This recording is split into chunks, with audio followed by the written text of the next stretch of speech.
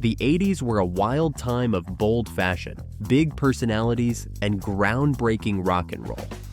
While icons like Prince and Madonna ruled the charts, some rock bands shone brightly before fading into obscurity.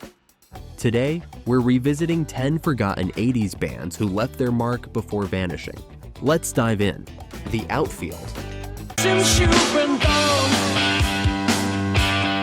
there's something I wanna say. A British rock band formed in 1984, burst onto the scene with their hit song Your Love. I just wanna use your love tonight. Yeah. Which became one of the most iconic anthems of the 80s. Their debut album, Play Deep, in 1985, The clock on the wall, a mirror reflected it all.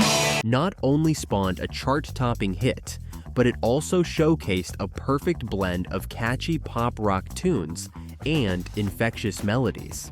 With catchy hooks and sing-along lyrics, Your Love catapulted the band to stardom, reaching number 6 on the Billboard Hot 100. But while their debut was a massive success, the band struggled to replicate it. Their follow-up album, Bangin' in 1987, couldn't match the energy or success of its predecessor, and their subsequent releases didn't capture the same magic. As the 90s rolled in and grunge dominated the airwaves, the Outfield's polished pop-rock sound was a distant memory. They did try to stay relevant through sporadic tours and albums, but by then, the world had moved on. Tragically, both lead singer Tony Lewis and guitarist John Spinks passed away in 2014. Today, the band is mostly remembered for Your Love, which lives on as a quintessential 80s hit. We will rock you. Warrant, formed in 1984, gained massive popularity in the late 80s and early 90s, especially with their notorious anthem, Cherry Pie. She's my cherry pie. Cool drink of water, such a sweet surprise. Their debut album, Dirty Rotten Filthy Stinking Rich in 1989, contained catchy rock anthems like Down Boys Where the down boys go. Oh. that caught the attention of fans and radio alike. But it was Cherry Pie, with its irresistibly catchy chorus, that pushed them into superstardom. Warrant was right in the thick of the glam metal wave, their fun, rebellious image and big-haired charm making them MTV darlings. However, the rise of grunge in the early 90s quickly knocked glam metal off its perch. The band tried to adapt with a more aggressive sound on their 1992 album Dog Eat Dog, but it was a commercial flop, marking the beginning of their decline. Internal struggles, coupled with frontman Johnny Lane's personal issues, further contributed to their downfall. Lane's departure from the band in 1993 spelled the end of Warrant's mainstream success. Johnny Lane tragically passed away in 2011, marking the final chapter in the band's era. While their fame has faded, Cherry Pie remains a beloved anthem, and Warrant's place in 80s rock is still secure. Looking counterclockwise, knowing what could happen. The Motels were one of the most intriguing bands to emerge from the 80s new wave scene, thanks in part to their haunting sound and the distinctive voice of lead singer Martha Davis. Formed in 1975, the band had a breakthrough moment with their 1982 album All for One, which featured the hit single Only the Lonely. Only the lonely can play. The song became a top 10 hit, and the band found themselves in the spotlight, appearing frequently on MTV. Their follow-up album, Little Robbers, in 1983, Little robber on my mind, little robber gonna steal me blind if I don't watch out. continued the band's success with another hit, Suddenly, Last Summer. One summer.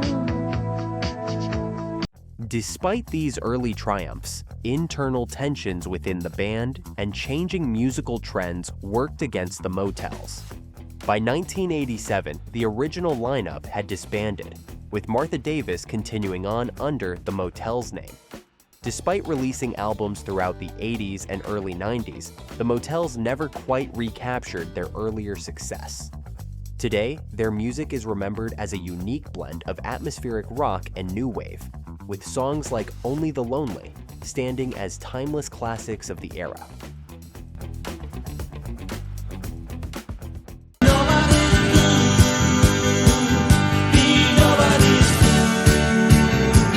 Haircut 100 was a British new wave band that gained massive popularity with their debut album Pelican West in 1982, which featured the hit single Love Plus One.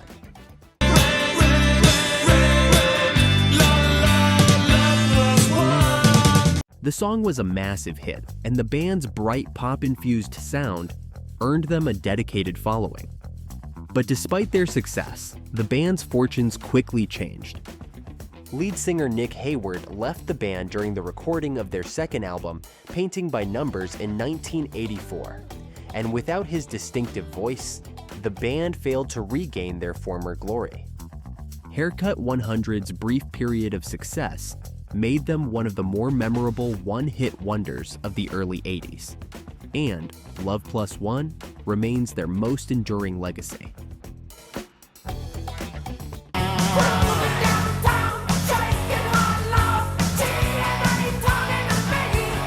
Kix was one of the more energetic and fun glam metal bands of the late 80s, known for their high-octane live shows and catchy rock anthems.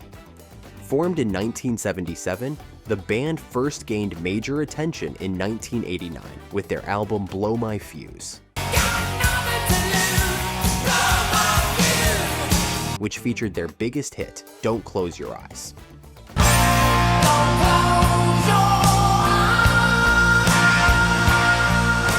The song reached number 11 on the Billboard Hot 100, cementing Kix's place in the hard rock scene.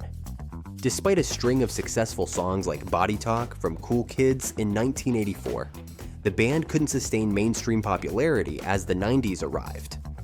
Grunge and alternative rock took center stage, and Kix found their glam sound no longer in demand. They tried to adapt with albums like Hotwire in 1991, but they couldn't find the same success. After breaking up in 1995, Kix reunited in 2003 for a series of performances, but their heyday had long passed. Though they never became a household name, Kix's music continues to be beloved by fans of 80s rock and glam metal, with songs like Don't Close Your Eyes still holding strong in rock radio playlists.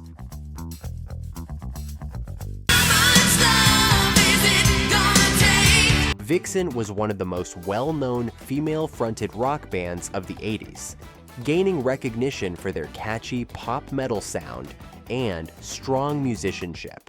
The band's self-titled debut album in 1988 featured the hit single Edge of a Broken Heart, which helped them land major tours opening for the likes of Aerosmith and Scorpions. Despite the success of their debut, the rise of grunge in the early 90s led to the decline of glam metal bands, including Vixen. By 1991, the group had broken up, and although they reunited later, they never regained the same level of popularity. Despite their struggles, Vixen remains a beloved name among fans of 80s rock, especially as one of the few all-female rock bands to make waves in a male-dominated scene.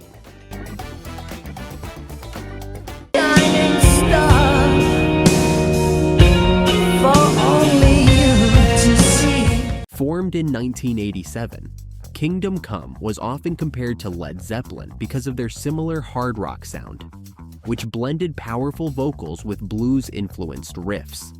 Their self-titled debut album in 1988, which featured the hit single Get It On,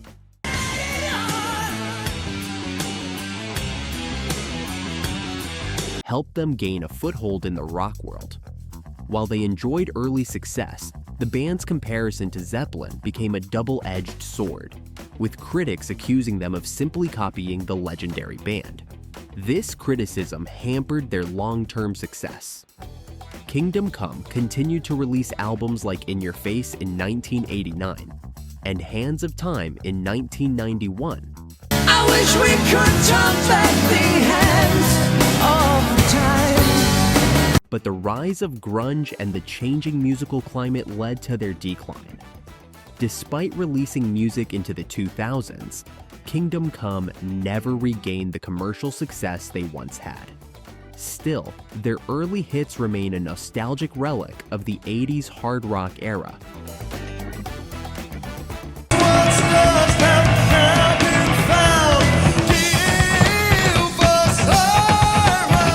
Big Country, formed in 1981 in Scotland, gained immediate recognition with their debut album The Crossing in 1983, which featured the iconic song In a Big Country.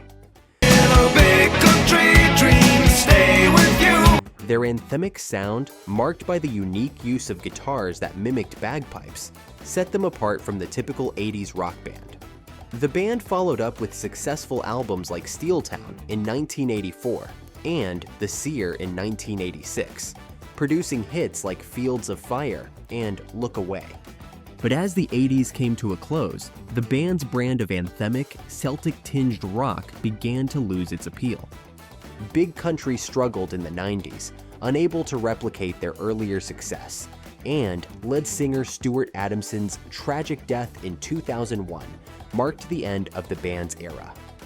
Despite their decline, Big Country's music still resonates with fans, and their influence is still felt today, especially in their unmistakable sound and the power of their anthems. Nothing of you everywhere I go. The Call was a rock band that never quite achieved mainstream success, but earned a loyal following thanks to their thoughtful lyrics and atmospheric sound. Formed in 1980 by Michael Benn, the band's breakthrough came with the 1983 album Reconciled, which featured the single The Walls Came Down. It all went and the walls came down. The track received significant airplay on college radio, but despite critical acclaim, The Call never broke into the commercial mainstream. Their subsequent albums, Modern Romans in 1985 and Into the Woods in 1987, further refined their sound, but didn't produce any major hits. As the 90s ushered in grunge and alternative rock, The Call's introspective, 80s-inspired sound began to fade. Ben later found success as the bassist for the Crystal Method, but The Call's time in the limelight was short-lived. Their music remains revered by fans of 80s alternative rock for its depth, complexity, and emotional resonance. Sometimes I feel like I am dying inside. Formed in 1983, Dogs d'Amour was a band that merged hard rock with glam, blues, and a touch of sleaze, led by the charismatic and enigmatic frontman Tyla. Their 1988 album In the Dynamite Jet Saloon was well received, with songs like How Come It Never Rains, How come it never rains? It only pours. gaining attention for their raw, gritty sound. Despite their promising start, the band's inconsistent lineup and Tyla's unpredictable behavior made it difficult to maintain momentum. Though they built a cult following with albums like Errol Flynn in 1990, Dogs d'Amour never managed to break into mainstream success. The 90s saw them drift into obscurity, and their struggles with internal conflict and record label issues only further hampered their career. Today, they remain a beloved cult band with a loyal fan base but little mainstream recognition. The 80s gave us some of the most iconic music in history, but not every band got to stick around like U2 or Queen. The groups we've explored today may have faded from the spotlight, but their music remains a snapshot of a bold, transformative era. Which forgotten 80s band do you think deserves a comeback? Let me know in the comments, and don't forget to like, subscribe, and hit that bell for more nostalgic music dives. Thanks for watching.